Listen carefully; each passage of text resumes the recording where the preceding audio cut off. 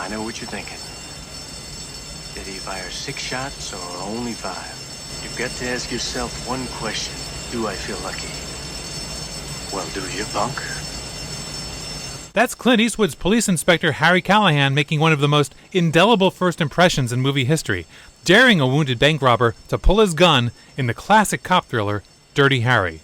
Now, I don't know about you, but it makes me feel pretty old to realize Dirty Harry was showing in movie theaters exactly 50 years ago this month. That means 2 generations have grown up asking people if they feel lucky today, or telling folks to go ahead. Make my day. Well, Dirty Harry did more than make our day. In the hands of Clint Eastwood, in some ways he shaped the way we think about justice and duty, for better and for worse. I'm Bill Newcott, film critic for the Saturday Evening Post, and here are some reasons why we're still wild about Harry on Movies for the Rest of Us. You've got to ask yourself a question. Do I feel lucky? Of course, although Dirty Harry was new to audiences in 1971, Clint Eastwood had been around for quite a while. At age 41, he'd already starred in the 1960s TV series Rawhide, and he'd become a global movie star thanks to a series of Italian spaghetti westerns. In fact, he brought a lot of his character in those films, the man with no name, to the role of Dirty Harry. Both are men of few words, both are decisive to a fault in their actions,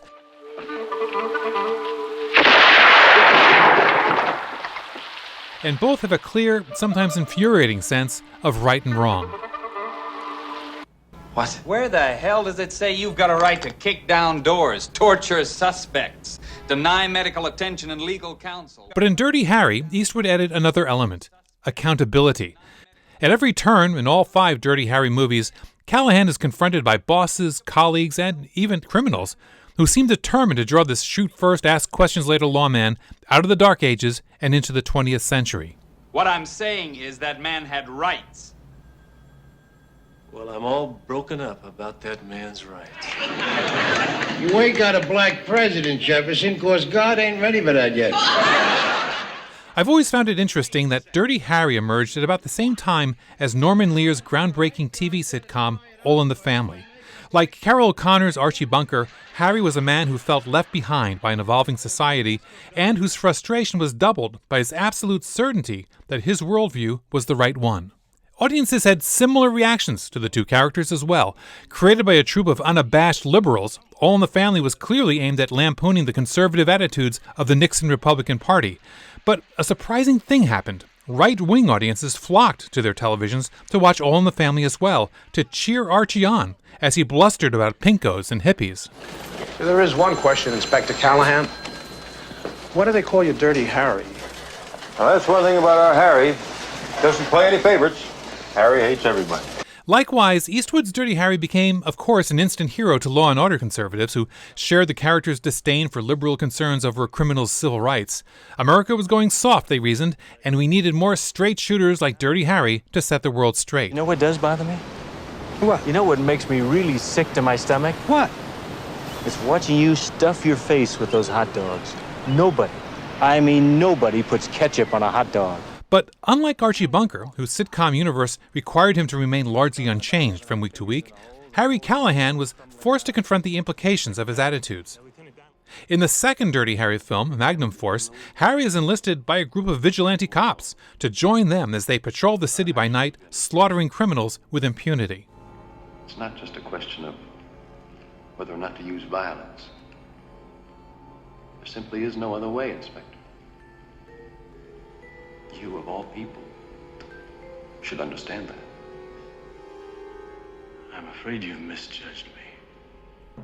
In refusing to join the Magnum Force, Eastwood revealed Harry to be a lot more complex than he at first appeared to be. Not that Harry had a problem with gunning down a bad guy in the heat of the moment, mind you. I mean, after all, he killed exactly 45 unindicted suspects in the course of the 5 films. Still, the calculated, planned executions of evildoers was, for him, somehow beyond the pale.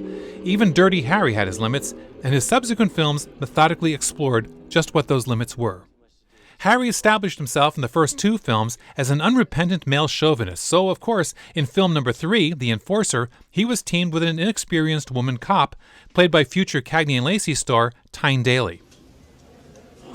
You know, Inspector Moore, Of course, Harry's resulting sneer becomes so permanent we begin to fear it may have to be surgically removed until his partner proves herself to be every bit the cop he is, and maybe even more so. Every other cop in this city is satisfied with a 38 or 357. What do you have to carry that cannon for?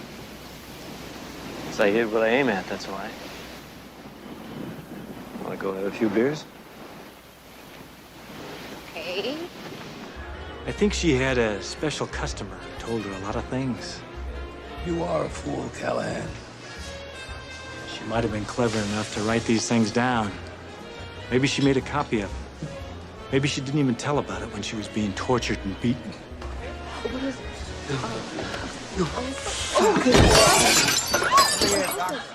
Clint Eastwood directed only one Dirty Harry movie, the fourth and probably the most nuanced of the series.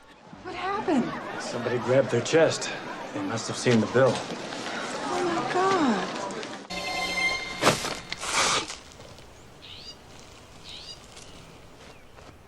Good morning, Horace. Sweet Sister Sadie. Where the hell did you get that? In sudden impact, Harry is sent to a coastal California town to investigate a series of murders.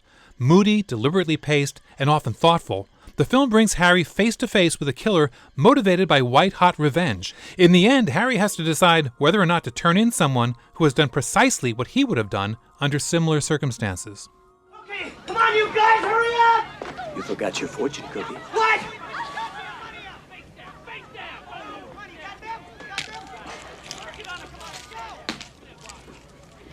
It says you're out of luck.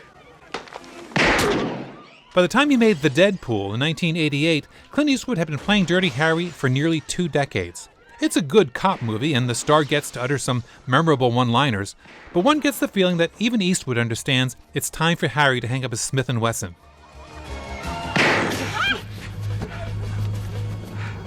Get off my lawn. But that's not to say Eastwood was through exploring the mind of the character that defined his career. It could be argued that the old Korean War veteran in Eastwood's riveting 2008 drama Gran Torino, a man possessed by conflicting impulses toward justice and racism, is a glimpse of Dirty Harry in retirement. Alone in his musty home, alienated from the world by his stubborn resistance to companionship, the old man nevertheless finds himself drawn into a battle between good and evil. His response, a mix of angry defiance and unexpected self-sacrifice, might just be Clint Eastwood's ultimate Dirty Harry moment. What are you gonna do, Walt? Whatever it is, they won't have a chance. I'm Bill Newcott. What makes a man crazy enough to join the cops? You find out, you let me know, huh? There's a 7-point suppository, Captain. May I make a statement, McKay? Go ahead. Your mouthwash ain't making it.